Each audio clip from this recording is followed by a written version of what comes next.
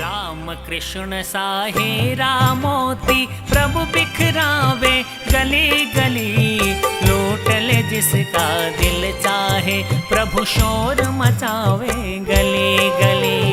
राम कृष्ण साहे रामोती प्रभु बिखरावे गली गली, लूट ले जिसका दिल चाहे प्रभु शोर मचावे गली गली। रुकिए महात्मन,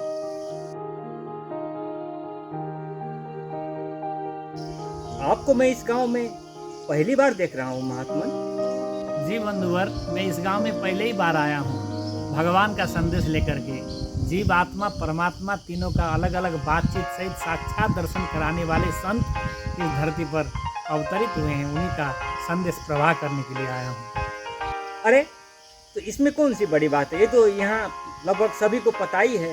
हमारे गुरुदेव सबको ज्ञान दिए ही हैं, परमात्मा का नाम दिए हैं, जाप दिए हैं, सब कुछ दिए हैं, दर्शन भी करा देते हैं। सोहंग साधना से भी ऊपर की जानकारी है। आत्मा ही परमात्मा नहीं है, जीव ही ईश्वर नहीं है, ईश्वर ही परमेश्वर नहीं है, ये सब अलग अलग पृथक पृथक होता है। इसी ज्ञान को लेकर के आपके इस गाँव में संदेश प्रसार करने के लिए आया हूँ। भगवत संदेश सारा ग्रंथों में भरा पड़ा है परमेश्वर का नाम सोहम। गुरु से ज्ञान लेंगे तब ना आपको जानकारी होगी भगवान का नाम क्या है। सोहम साधना करते हैं, खेसरी मुद्रा हम भी करते हैं, अनहद नाद सुनते हैं, अजपा जाप करते हैं। कहाँ सोहंग भगवान का नाम है वेद में? सोहंग तो वेद विरुद्ध है ना, ये तो पुराणों में भी नहीं है। ये तो 500 साल से इधर के जो संत महात्मा हुए वो सोहंग का जिक्र किए हैं। उनको भ्रम पड़ा कि उल्टा नाम जपे जग जाना और वाल्मीकि भय ब्रह्म समाना, तो वो सोहंग का जाप करते थे, सीधा नहीं कर पाए थे। सोहंग वेदानुकूल नहीं है बंधुवर, सोहंग वेद विरुद्ध है। ये सारे ग्रंथों में भरा पड़ा है, इसको वजह लिखी हुई बात है। कहाँ आप कोई नया बात लेकर के आ गए महात्मन? ये प्राचीनतम सनातन ज्ञान है, भगवान विष्णु राम और कृष्ण वाला। किंतु उस ज्ञान को न समझने वाले लोग वर्तमान में उनको नवीनतम प्रतीत होता है। उसी ज्ञान को, जिस ज्ञान को भगवान विष्णु ने, राम जी ने और कृष्ण जी ने अपने समर्पित शरणागत भक्तजनों को दिया था, वर्तमान में कल के अवतार ने भी वही तत्व ज्ञान को हम लोग को प्रदान किया। उसी ज्ञान को लेकर के हम लोग आए हैं बंधुवर, बैठकर वार्ता हो। आइए, स्वागत है आपका, आइए। हाँ हाँ ठीक है, वार्ता हो, बड़ी अच्छी बात है।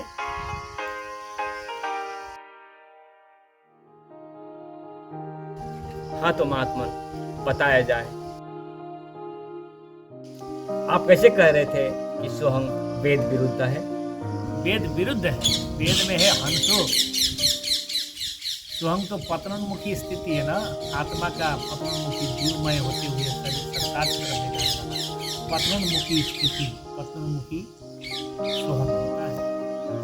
सोहंग जो है वेदानुकूल नहीं है, कहीं भी वेद में सोहंग का जिक्र नहीं है, वर्णन नहीं है। हम थोड़े कह रहे हैं, वेद ही तो कह रहा है। सोहंग आत्मा का जीवमय पतनोन्मुखी स्थिति है। सोहंग करने से कभी भी साधक जो है आत्मामय तो बन ही नहीं सकता, परमात्मा के पास पहुंच नहीं सकता। सोहंग क्या है पहले इसको तो जानना चाहिए बंधुवर। आप बताइए सोहंग क्या होता है? सोहंग किसका नाम है?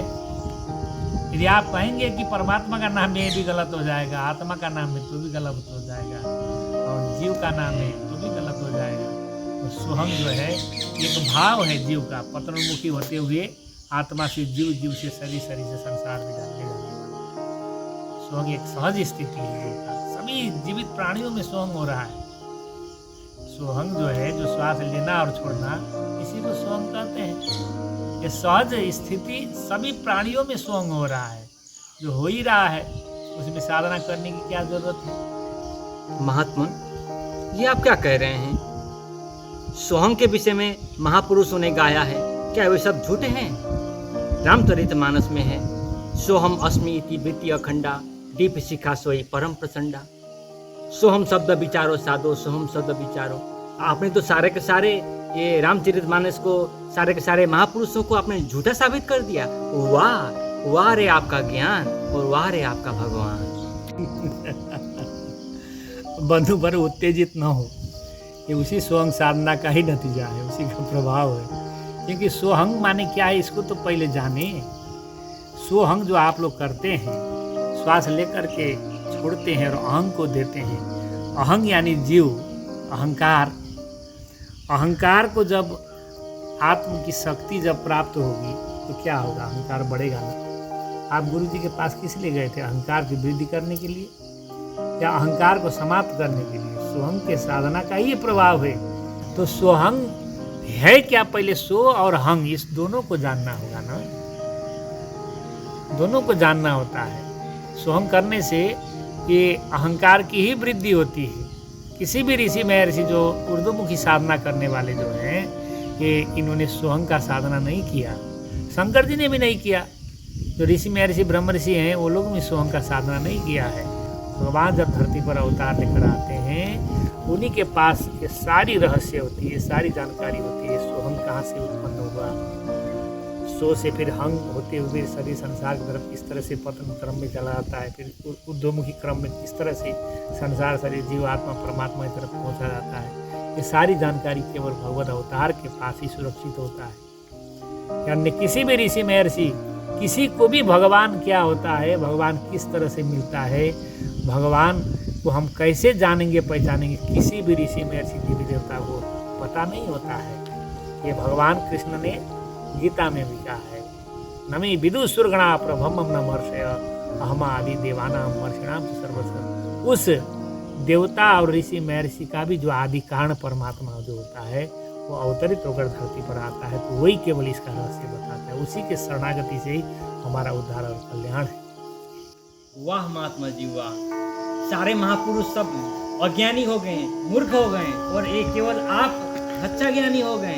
तुलसीदास जी वाहियात हो गए, मूर्ख हो गए, और ये सब ब्रह्मानंद जी रामचरितमानस में लिखने वाले सब अज्ञानी हो गए, और आप आ गए एक सच्चा ज्ञानी, ज्ञान पाने वाले।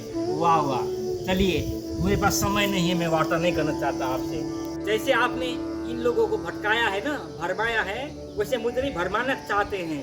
मैं भरमने भटकने वाला नहीं हूँ, समझ जाइए। साधना करता हूँ, साधना। अरे आए बड़े ऐसे भाई, ये प्रभाव है स्वयं साधना का। स्वयं करते हैं तो स्वयं से क्या होता है? अहंकार की वृद्धि होती है।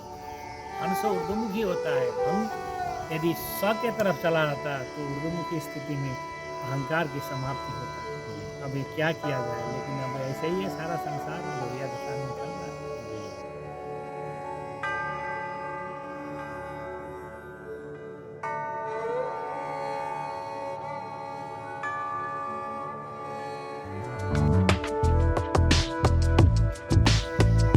आए बड़े ज्ञान, एक गांव में प्रचार करें।